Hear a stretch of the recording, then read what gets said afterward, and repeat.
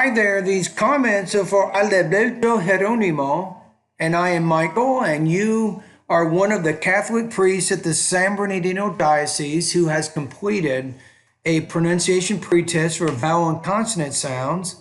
I'm now going to give you some feedback on how you did on that. So let's take a look first in part A. So I'm going to recommend specific lessons here that I think you need to work on. Now, I would go through all my pronunciation lessons at least one time, practice all those exercises that you see in the video, reading out loud with me as you go through those exercises.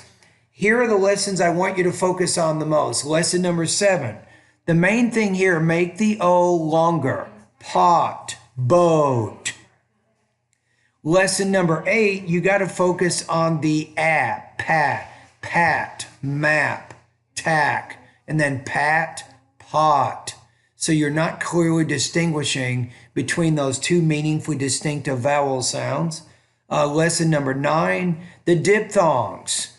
You want to make sure a diphthong is two vowels coming together to form one long sound, and you're not quite articulating both of those sounds clearly. So that's lesson number 9. Lesson 10, focus on the longer one. A, gate, get. So just make sure A, you're making that A long enough. Lesson number 11 is very tough for you. Again, the longer sound, meet, mit, peat, pit. So you have to work on that longer vowel sound in those minimal pairs. Lesson number 13, again, 13 is the CH and the SH, so especially in the beginning of the word. So cheer, sheer, or cheap, sheep. So you need to work on that CH and SH in the beginning of the words that you're saying. Lesson number 14, I think Spanish, the V is more like the B, so you're having trouble with that V in the beginning of the word. For example, vine, van. So it's fine, van. You tend to say fine, ban. So you have to make sure that you are pronouncing that sound clearly. Lesson number 15, focus in this one on the glottal stop. In American English, we typically don't pronounce the T. We pronounce it more as what we call glottal stop. So notice, Batman, bitten, important, brightening, hat rack, threatened. Even the word mountain. A lot of native speakers don't say mountain. They say mountain. So that glottal stop, even if you don't pronounce it clearly, it's not a big deal. It's not going to affect your intelligibility, but I just want you to be aware that that is a sound that we use, and this can probably help you improve your listening comprehension if you're at least aware of how we make that sound. Lesson number 16, both of these sounds are tough for you. Major, measure. So we're dealing with what's called palatal consonants. You have that tongue, it's kind of moving back in the mouth, touching near the roof of the palate there, so you're having trouble getting the tongue in the right position there. So Frazier versus fragile, for example. Lesson number, number 19, the P, bilabial consonants, right? So I think in Spanish, you're not used to forcing as much air as what we do in English. So you have pace, base, flap, flab, cap, cab. So you have to be careful about the P and the B sounds. Okay, let's go to lesson 20. The problem here is in Spanish, the Z is an S. So you're kind of saying sip, sip, or sue, sue. But you have to make a difference here. So sip and then zip. So that Z sound, it can be an S and a Z in English. But you want to make sure you're vibrating that when you're practicing these lessons in my online TOEFL course for sure, right? Lesson number 20, okay, we talked about that. Lesson 23 and also lesson 24. You need to focus on the alveolar consonant, the T and the D, and then the TH. These are interdental consonants. They're voiceless and voiced interdental consonants that we have in English, and you're having a little bit of trouble distinguishing with those sounds. Okay, so what do we got now? So I've now told you specifically which lessons I think you need to focus on the most. And as you're practicing, you can go to any lesson and you will see that there's voice recording exercises at the end of the video, and you can pick one of those voice recording exercises. You can record yourself completing that practice and then email that to me for further feedback. And I will tell you if you have mastered that sound now or you still need to work in that area. And then maybe we can revisit certain lessons from time to time to see how you're doing with your mastery of these sounds. Okay, let's go to the next part. So now you're answering part B. Why do I want you to do this? So I need to get an idea of what your intelligibility is with specific vowel and consonant sounds. That's why I did the minimal pair practice exercises. But also, I want to get a general idea of your overall speaking and pronunciation fluency as you speak naturally, spontaneously. So you're answering in part B 3 specific questions. What is your educational background and your work history? I study in Mexico. Okay. Philosophy and theology. All right. After the high school. And I study also other specialization in... Make sure when you say studied, you clearly pronounce that sound. Pastoral and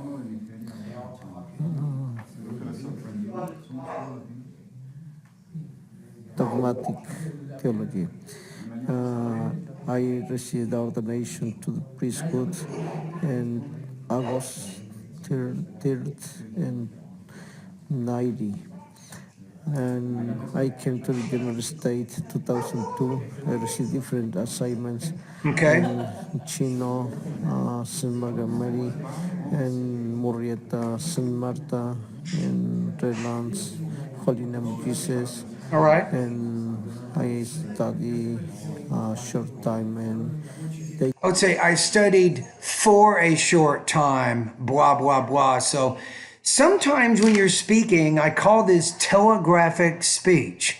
It means that you're missing sometimes prepositions, maybe determiners, auxiliary verbs. You're not always putting all the necessary words in the sentences that you're using. And that's telling me that you have limited speaking abilities, right? So this is not just a pronunciation problem, Adalberto, but this is a language use problem, which means that you have to do more than just improve your pronunciation. You have to actually improve your grammar and your vocabulary. And that's also going to help you to speak more naturally and more fluently with the people that you're talking to. Dayton, Ohio, and I back after 6 months. Okay. And continue my ministry in Mecca. All right. 1 year, and also I moved to the other place Okay. in Fontana, St. John 23rd. After that, I moved to the Our Lady Mount Carmel in Rancho Cucamonga. Actually, I ended.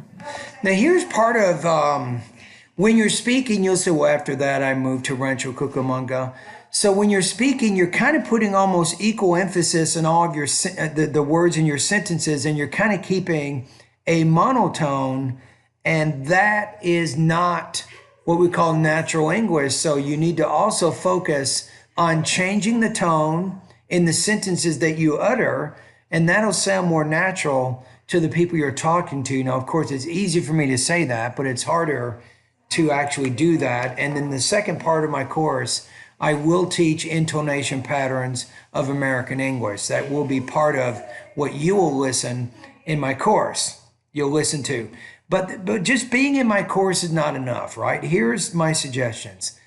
Try to find time during the week to maybe read a newspaper in English.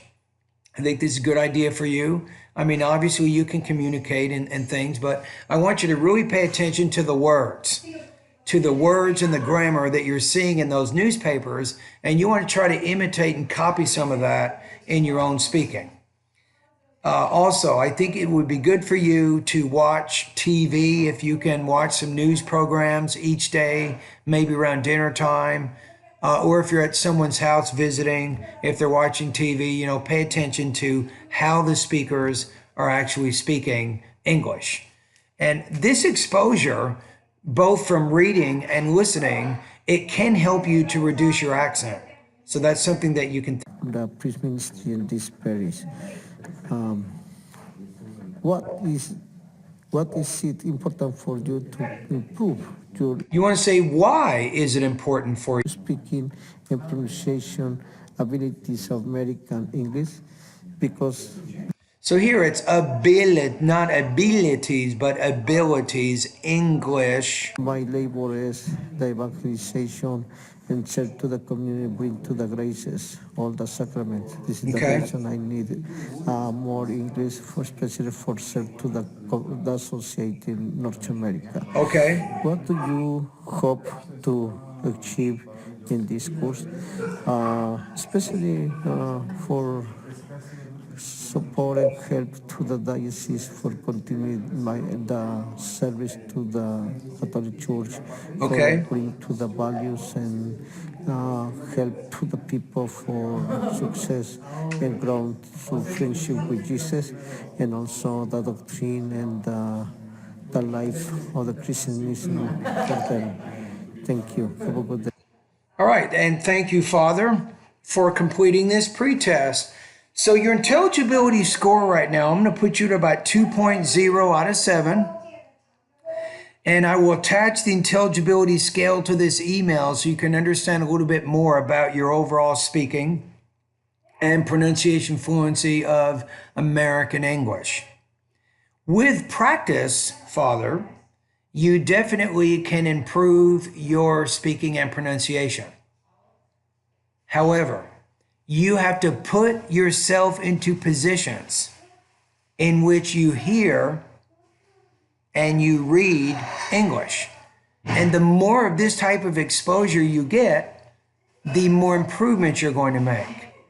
If you spend most of your day speaking Spanish, then it's going to be difficult for you to make significant improvements. So you really need to think about what you can do each day and how you can do it. That's going to give you more exposure to the English language. All right, thank you for completing this pretest.